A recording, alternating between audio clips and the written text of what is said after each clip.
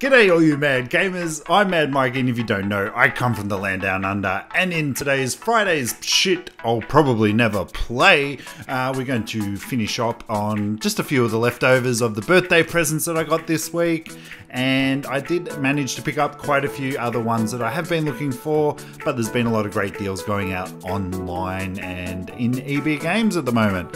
So guys, today's show, we had a few CC and dries left over from the birthday weekend over when we went camping. So guys, here's the games that love us, here's the games that don't love us. Stuff those games, here's the shit that we'll probably never play, because we're collectors.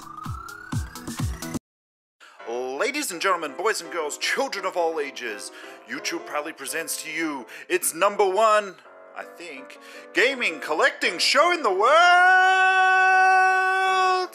I am Mad Mikeey, and this is the shit I'll probably never play!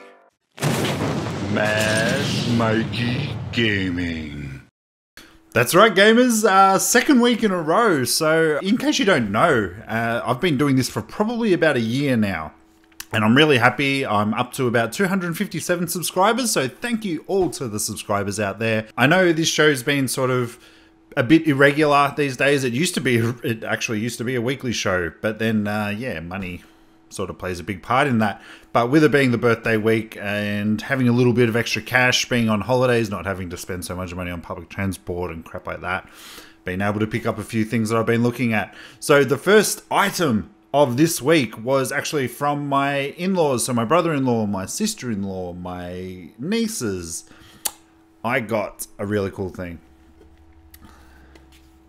Statue from The Witcher 3, The Wild Hunt. This is The Wild Hunt. These are the bad guys in it. I love this actual statue. Like, obviously, the other ones that you can collect, which I'm going to obviously collect now, you can get Geralt, you can get Ciri, you can get Yennefer, and you can get my favorite Triss. This is a really good starting point. It's really well made, and like just the stirrups on here are really cool. Like I've seen videos of all the other ones that are out there, and they've got the detail in them are actually rather quite well done. So as you can see, the sword bit comes off because that's just obviously coming part with the boxing and whatnot. But the detail on this is actually really good. Like for what it is, and the actual lack of Witcher stuff out there. The only other Witcher one that I've got there was from the collector's edition, which had Geralt on one of the griffins. But this is a really good, I'm really happy with this one, guys. I think it's beautiful, and it just, yes. Thanks Louis, and Natasha, and Jess, and Beck. You're going to cost me a bit more money now. If you guys have been watching this for quite a while now, you'd know that there's a general guy that I do go to for a lot of stuff. Now, this isn't really stuff that like I'm really sorting after, but Mark Fossey the man, the enabler, but as he likes to be called, he's a jet flying, limo riding, kiss stealing, wheeling dealing son of a gun. And I got a really good deal. I got these next three games for $30, I think. And he said sort of happy birthday. So thanks, Mark. You're the man. He's always looked after me in terms of games. And I actually found him on one of the Facebook pages. So let's get started on the games. Now, the first one that I got off of him was Infamous. Now, you might say Infamous. Oh, wow. I really love this game. And I did actually originally have it when it did come out. But when the whole PlayStation Network thing happened, where it was out for like 3 months, and they offered this up as a free game, back then when I wasn't really collecting as much as I was, I sort of, traded it in and just got the free version of this. But I really love the Infamous series. Probably not the last one as much, although it did try and do a lot of good things in there. It just took away the character that everybody knew to love, and that was Cole. And if you see back there, I've got a Cole statue from my collector's edition of Infamous 2. This one I've actually already got, but the case was really ratty, and yeah, I'm like, I don't like those things. But it was Metal Gear Rising Revengeance. Now, this was a spin-off of the Metal Gear Solid series, and it features Raiden. haven't really put that much time into this game. I do have it on PC, but the frame rate and how they made it, and it just wasn't really good. So I really wanted to get it on what it's actually been. Let it be known, these 3 games that I did get off of Vossi, they're all still in package, never been opened, so it's still got the big W seal on there, and in really good nick. So I was really happy. And the last one that I got was one that I hadn't really sort of given that much thought about, but for the price that he was giving them to me, again, I'm stupid not to. And it was Sonic All-Star Racing Transform for the Wii U. It's a special edition. I don't know what's so special about. Oh, here we go. Includes bonus content. Where are we? Metal Sonic and mods, Outrun Boy and time trials, and in-game stickers. Now, this was like a competitor for your Mario Kart, or a filler for Mario Kart, because obviously Sega has done a lot of things for Nintendo in between.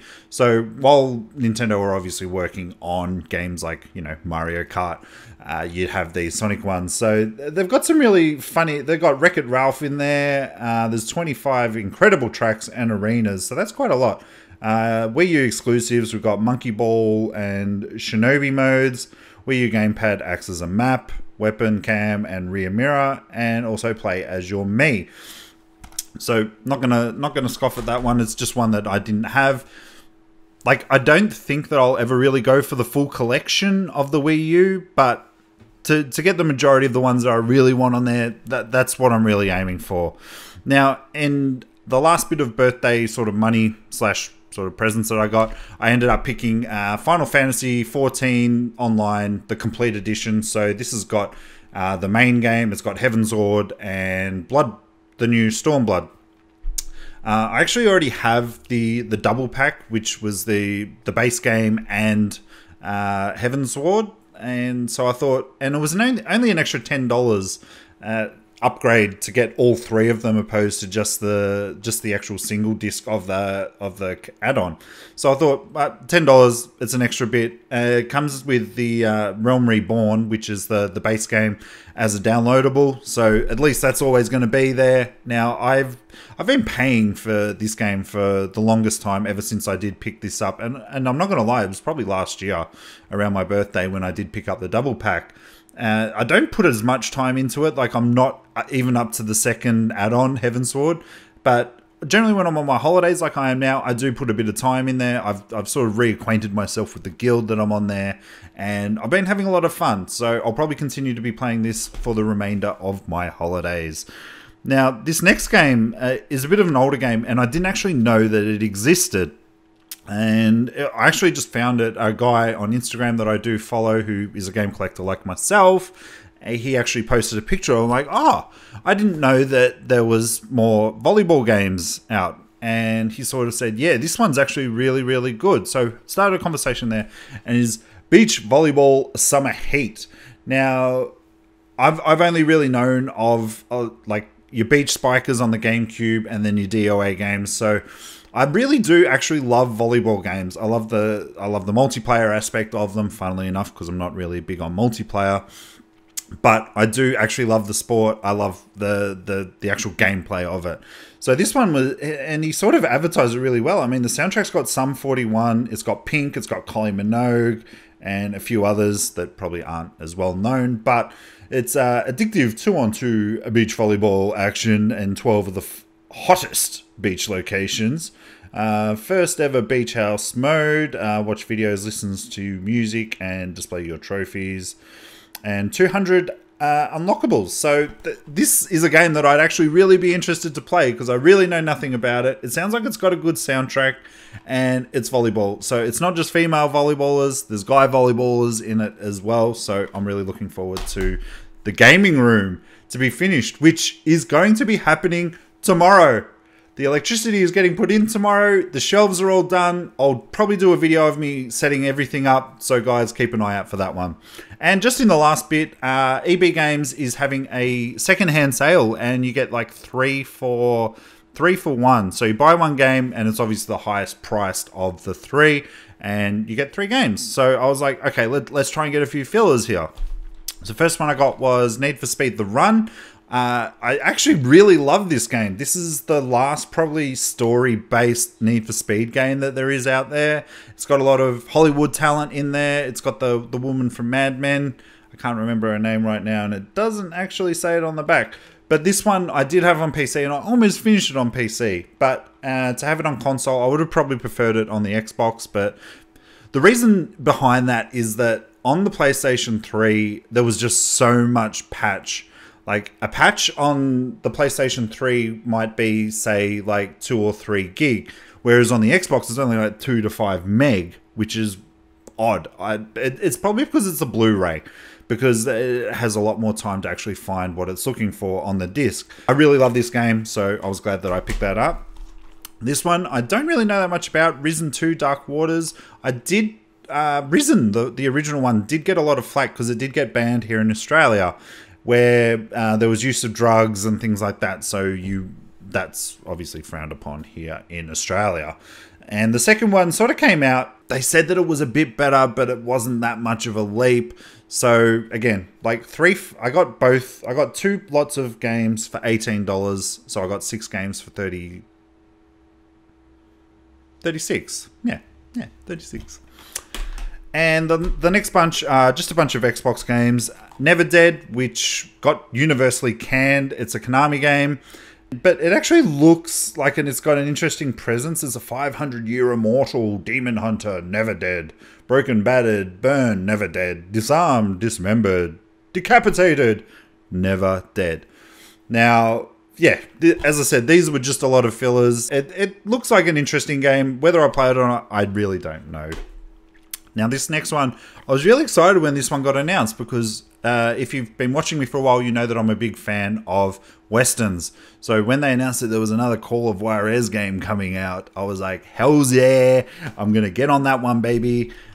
Then they brought out the Cartel. So it wasn't based in Western time, but it was them still after the treasure of Juarez. And I remember I played this when it first came out because I was so excited, you know. And I was very quickly disappointed. I've got the other Call of Juarez games on the Xbox 360, so this one's just to really finish off the collection. Now, this one is a game that, again, it was a game that I was excited about when it initially came out, but then when it came out, I was like, nah. And it's Alpha Protocol, an espionage RPG. Now, this was made by Obsidian. So, Obsidian, in case you guys don't know, they were basically the backup to BioWare back in the days. So, after Knights of the Old Republic came out on the Xbox, when the second one came out, Obsidian took over because Obsidian was working on Mass Effect. And I thought they did a real good job, but obviously they were just very rushed. So then they sort of came out and they really wanted to try and do one of their own things. Now, this game, I bought it when it first came out, didn't like it, so I took it back. But then a while back, a couple of years back now, a good friend of mine, Steve, we both have Steam accounts and we both have a lot of stuff on there that we really don't play. And we were trying to make up a bit of a sort of game club where we're like, okay, we'll both play this game with the intention of finishing it, and then we'll talk about it. So that was a really good idea. This was the first game that we sort of played, and we actually played through it and finished it. And it was actually quite an enjoyable game. It's not the best game out there in terms of RPGs or anything, but it's doable. Like, it's got some good moments in there. It's very BioWare-ish kind of thing. So you can obviously see that Obsidian learned a lot off of BioWare. And in the last one was a game that I actually played a demo of, and I was actually quite excited about it, but then I played it and then learned that it's a multiplayer. It's by Insomniac, and it is Fuse. Now, there was a lot of games that came out very much like this towards the end of the cycle of the Xbox and the PlayStations, and it actually has an interesting premise where it was class-based, and you were 4 players, and you would play against, obviously, the odds. Each player sort of has their own role, you know. I played the demo and I was like, yeah, I might get it. But then the reviews came out and I was just like, nah, it doesn't sound that good. But again, 6 games for $36. I'm not going to complain about. But that's it for this week. Let me know what you guys have picked up this week. I'm going to be going back to work next week, which I'm not happy about. But you know what? Bills got to be paid, you know. And games are going to have to be bought. So probably be going back to a lot more better of a schedule from now on. I know that I've missed a couple of videos in between here and there over the last couple of weeks. Apologize, I've been busy. Going back to the Thursday and the Tuesday gaming news opinions, just where I basically talk about what's going on in the gaming world and what my actual thoughts are, as well as asking you guys what your thoughts are on everything. And then the Friday, maybe shit I'll probably never play, but then I might sort of start doing a thing where I'm showing off some of these beautiful statues that I have back there. But don't forget, the video game room is going to be finished this weekend, so I'll probably be putting up a video on that at some point. But guys, until then, let me know what games you've picked up. Let me know if there's any of these games that you feel are actually underrated that I've picked up from this week. But guys, have a great weekend, and I will see you guys next week.